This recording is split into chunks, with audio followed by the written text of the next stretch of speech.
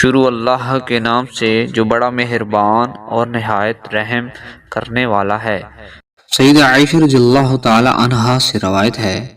کہ ایک آدمی نے رسول اللہ صلی اللہ علیہ وآلہ وسلم سے سوال کیا، اے اللہ کے رسول، میں جنابت کی حالت میں ہوتا ہوں اور مجھے نماز فجر پا لیتی ہے جبکہ میرا روزہ رکھنے کا بھی ارادہ ہوتا ہے، ایسی صورت میں کیا کروں؟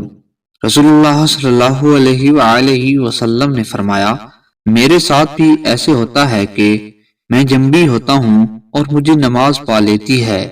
جبکہ روزہ رکھنے کا ارادہ بھی ہوتا ہے، تو میں غسل کرتا ہوں اور روزہ رکھتا ہوں۔